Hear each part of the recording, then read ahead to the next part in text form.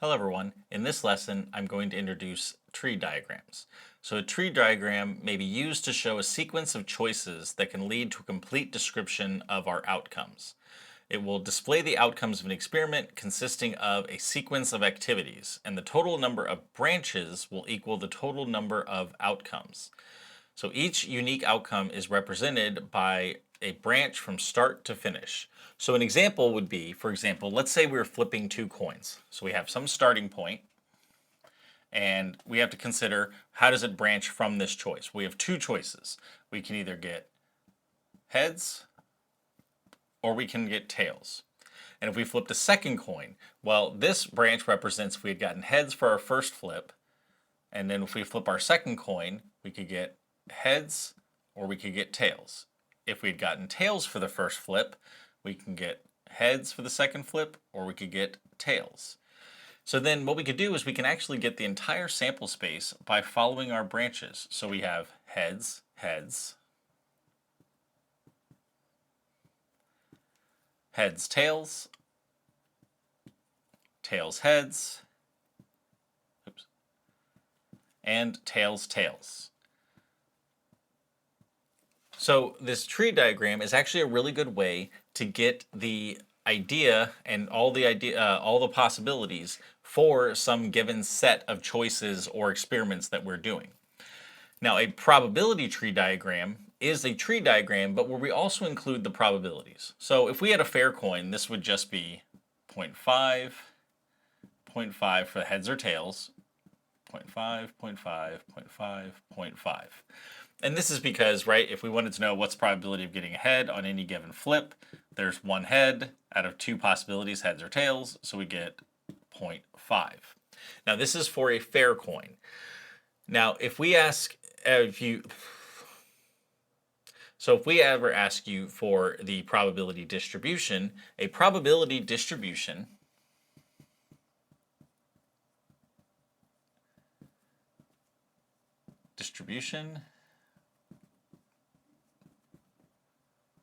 is just every outcome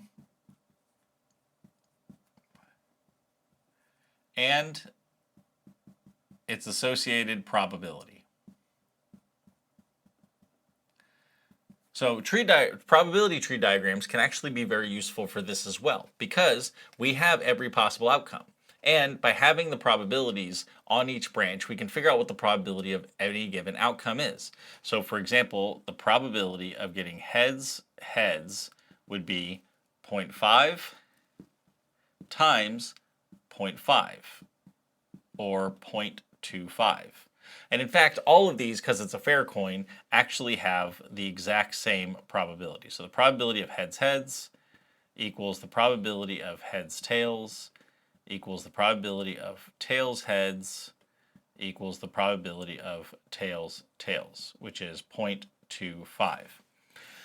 Now, for your probability distribution, because this accounts for all possible outcomes, this means that the probabilities also have to sum up to 1, because if I have every possible outcome and I take the probability of all possible outcomes, it's like what we talked about previously, this has to be the sample space, meaning it's the probability of the sample space equals 1, right? Because if I take heads, heads, or heads, tails, or tails, heads, or tails, tails, all of these together will be all of the possibilities, meaning they are S, the sample space.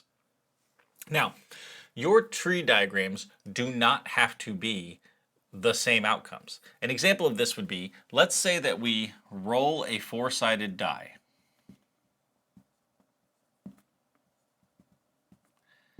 If odd, flip a fair coin. If even, roll another four-sided die. Now, when we start with this probability tree diagram, we could start with the fact that it branches off in 4 ways, 1, 2, 3, or 4, because it's a four-sided die. But specifically, because we're looking at whether the outcome is odd or even, we actually only need to focus on that. So in this case, if I roll that first die, I can either get an odd number or I can get an even number. So from there, because I did not say that this is any sort of like loaded die, then each one of these has a probability of 0.5. They're equally likely because there's two even numbers, there's two odd numbers, right? Odds are 1 and 3, evens are 2 and 4. If I get an odd number, I said to flip a fair coin. Okay, so that means that my choices here are I can get heads or I can get tails. So each of these has a probability of also 0.5. But if I rolled an even number, I need to roll a four-sided die. Now notice in this part, I did not say I'm looking at whether it's odd or even. I'm looking at the actual outcome in this case. So now I'd have to actually branch off to the different possibilities for a four-sided die. So the fact is there's four different outcomes I can get on the die, and they're all equally likely, so this would be 0.25.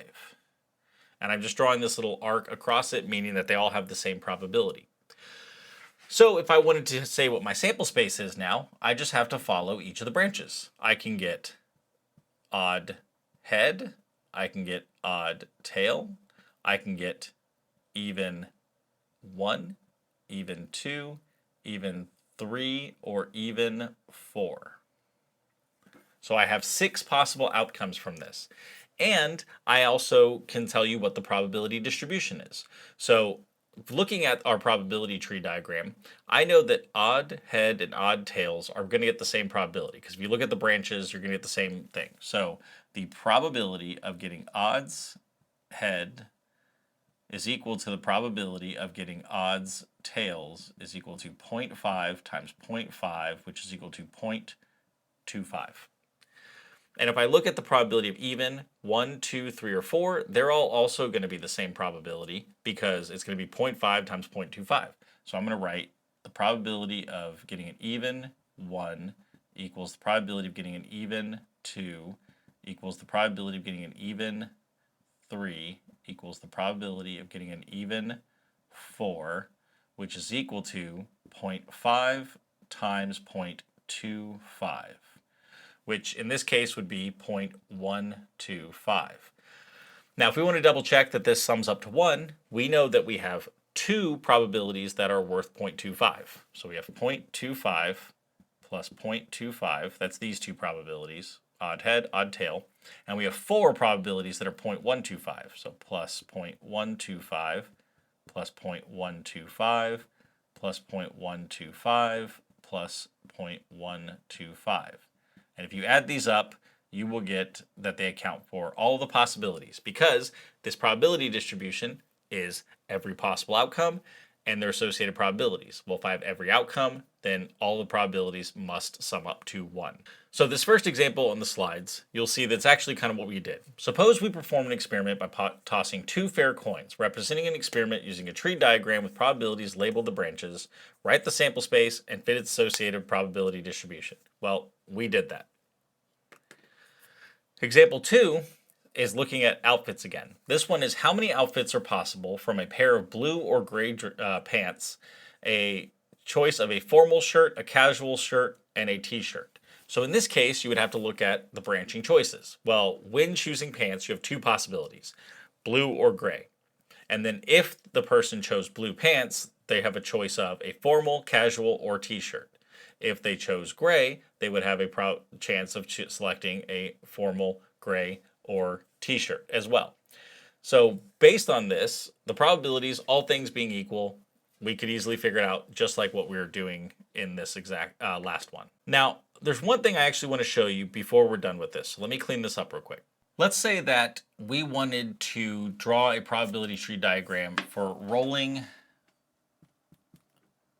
3 6-sided dice. In this case, we would start with our starting point, and we have to consider how many branches are there for rolling a 6-sided die. Well, I could get a 1, I could get a 2, I could get a 3, I could get a 4, I could get a 5, and I could get a 6. If I had rolled a 1 and I roll a second 6-sided die, what could happen? Well, I could get a 1, I could get a 2, I could get a 3, I could get a 4, I could get a 5, and I could get a 6. What happens if I rolled a 2 for my first roll? Well, I could get a 1, 2, 3, 4, 5, 6.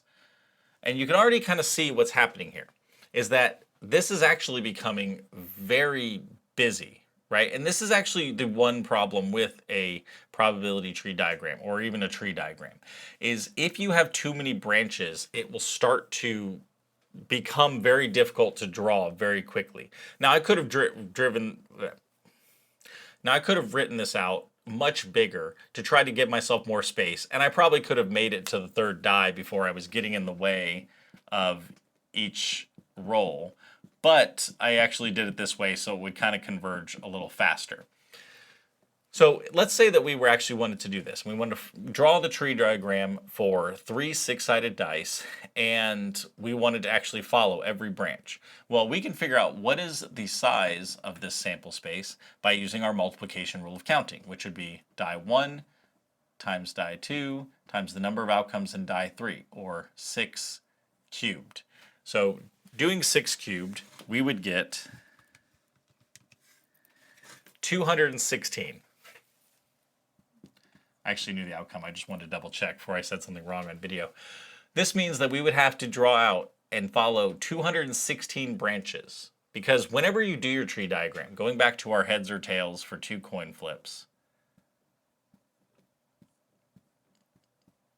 you will have a branching path from start to finish for every possible outcome. So if you ever draw a tree diagram or a probability tree diagram, you should be able to see how many outcomes there are by just counting at the very end. 1, 2, 3, 4. And that's really all there is to doing a probability tree diagram.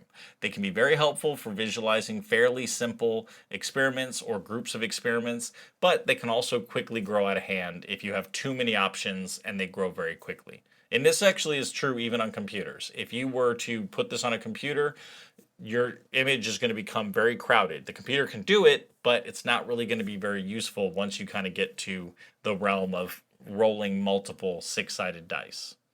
Okay, so that is it for 3.1. I will be recording a supplementary lesson on set theory, which I will post kind of between this week and next week. And I really do think it'll help to understand what we've done and also what we're doing next in probability.